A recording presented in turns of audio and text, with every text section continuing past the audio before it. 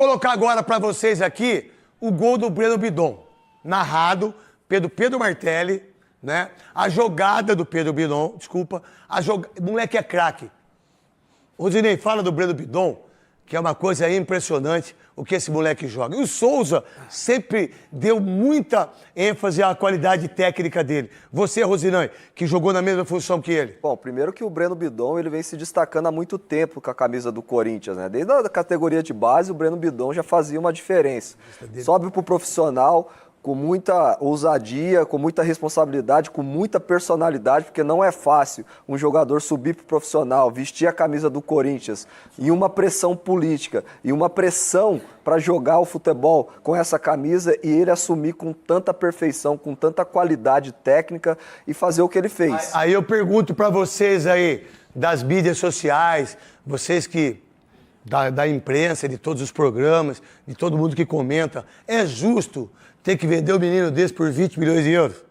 Que eu poderia usar ele na Libertadores, mais um brasileiro, revolucionar a condição física dele, deixar ele mais forte, vendê-lo para um Real Madrid, para um Bayern de Munique. Sabe o que vai acontecer? É o Zenit.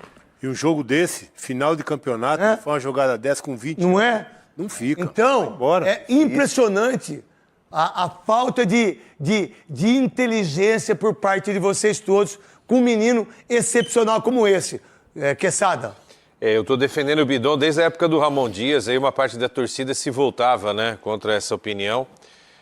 Hoje... É legal isso também, né? É legal. Eu gosto da discordância. É ótimo. Eu gosto das pessoas, ótimo. Eu gosto das pessoas que não têm a mesma visão que a minha, mas eu tenho que respeitar. E tá tudo bem, cara. É assim que é a vida, irmão. Nesse caso, a gente defendeu muito aqui, né, o Bidon, e o Bidon mostrou muita personalidade.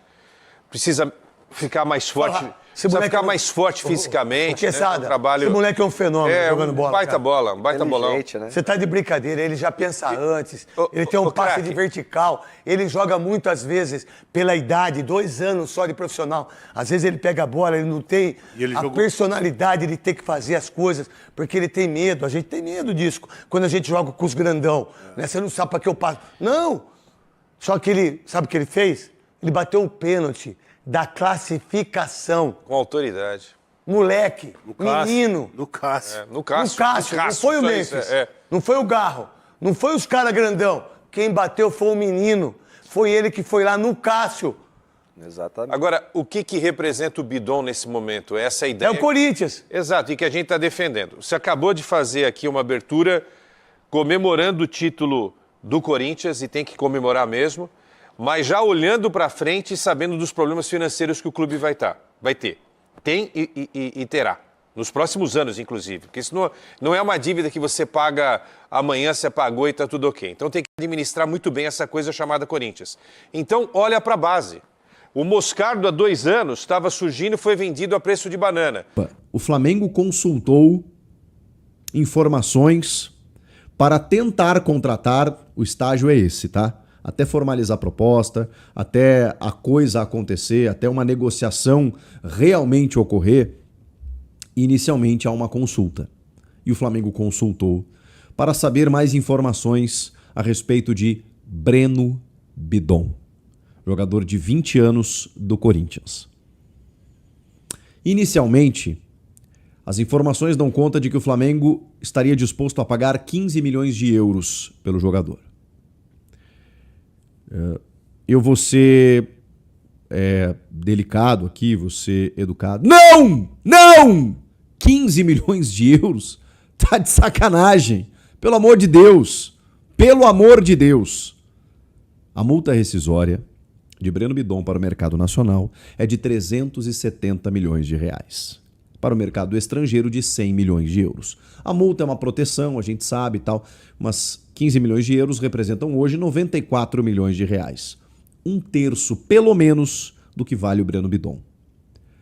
Tá bem, vamos lá. A gente tem que trabalhar com algumas coisas aqui.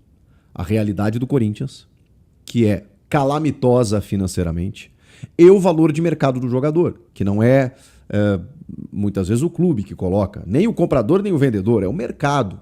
É um jogador de 20 anos, com capacidade, sim, para atuar no futebol europeu, no futebol internacional, que acabou de ganhar um título de expressão, uma Copa do Brasil, acabou de entrar num outro status dentro da história do Corinthians. A gente está falando de um moleque da base, de uma cria, de um filho do terrão, que simplesmente fez o drible mais espetacular da temporada numa jogada que resultou no gol do título do Corinthians da Copa do Brasil.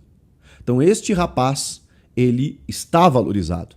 Ele não tem nenhuma convocação para uma seleção principal, ele não tem sondagens de grandes clubes, sondagens até deve ter, tá? Não tem uma proposta, né, de grandes clubes da Europa e tudo mais. Então, isso tudo vai balizando o valor de mercado. Agora, 15 milhões de euros para o mercado interno, cara, eu não consigo aceitar isso como normal.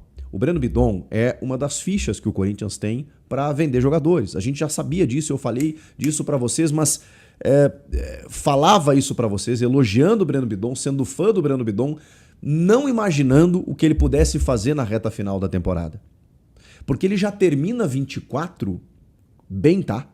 Ele já termina 24 bem no time, naquele time que alternava ou ele ou o José Martínez, né? Mas que tinha Ranieri, tinha Carrilho, Garro, Memphis, Yuri, que enfilera aquela sequência de vitórias a ponto de classificar o time para a Libertadores. Ele já termina o ano bem. Mas era o primeiro ano dele como profissional vindo de uma copinha no início do ano passado, retrasado, 24. Aí, 25, oscilou como todo time em algum momento, mas o Dorival transformou ele num jogador um pouquinho mais ousado, um pouquinho mais agudo, um pouquinho mais meia do que necessariamente volante, e ele foi se soltando até desenvolver aquilo que a gente finalmente acreditava que ele pudesse fazer. 20 anos também é um balizador para que você não venda um jovem de um valor tão acima para o mercado externo, porque os caras vêm aqui comprar jogadores antes de completar 18 anos, pagando 30, 40 milhões de euros. Então, isso também baliza o valor. Que mais? Todas essas situações, né, convocação de seleção, proposta de clube europeu, a idade, tudo isso influencia para você determinar um valor. E a necessidade do clube, né? Porque quando o Flamengo oferece 30 milhões de euros no Caio Jorge, o Cruzeiro fala assim, não estou precisando de dinheiro, não quero vender. Agora, quando chega a 15, 20, 25 no Corinthians, você pensa, estou precisando pagar um transfer ban, tem um valor bloqueado aí da Caixa, da premiação da Copa do Brasil, preciso pagar uma dívida aqui, outra ali e tal. Eu sei que deve balançar os dirigentes do Corinthians, mas eu não consigo ver com bons olhos você reforçar para o mercado interno, mesmo que o Inter tenha feito isso com o Vitão, por exemplo, mas acho uma situação diferente. E o Flamengo pagou, se fosse totalizar o valor do Vitão, que é um zagueiro do Inter, que quase foi rebaixado, 13 milhões de euros. É que o Flamengo não pagou isso porque abateu a dívida pelo Thiago Maia, que o Inter tinha, e o Flamengo pagou por 80%. Então deu 10 milhões de euros ali, abatendo a dívida, o Flamengo fez um pix de 5 milhões para o Inter. Mas porque o Inter estava desesperado e vendeu um zagueiro, mas se totalizar o valor de mercado do Vitão nessa negociação para o Flamengo, a gente está falando de 13 milhões de euros, de um zagueiro, de um time que quase foi rebaixado. Então, um time que terminou campeão nacional, com um moleque de 20 anos, com um meio-campista, 15 milhões de euros, é óbvio que ele não vai sair pela multa de 370 milhões de reais. Mas pode subir aí, Flamengo. Pode subir. Se é que o Corinthians vai querer negociar com o Flamengo, como eu falei, para não reforçar de forma interna aqui no futebol brasileiro um outro grande clube e entender que o Breno Bidon tem espaço na Europa.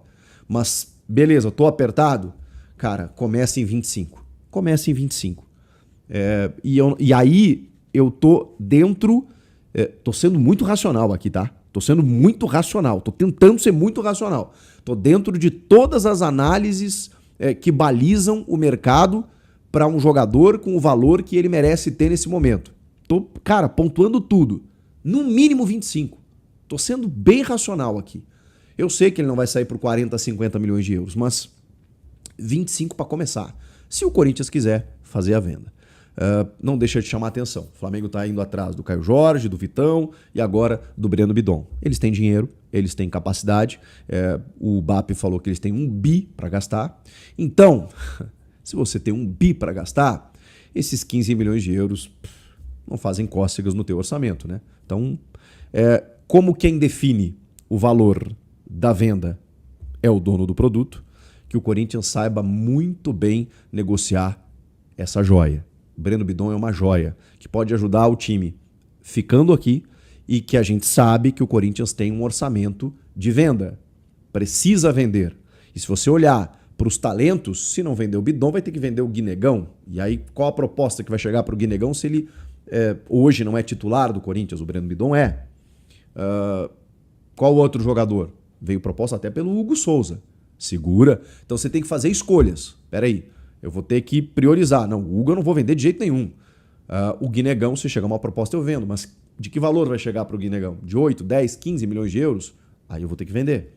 Agora, se chega uma para o Breno Bidon, mesmo que seja do Flamengo, de 25, de 30, é que 30 eles não vão chegar, eu imagino. Mas se chega de 25, é difícil segurar. Qual a tua opinião sobre isso? Porque essa aí me incomodou um pouquinho. Porque, Breno Bidon, perder o Breno Bidon seria algo muito ruim.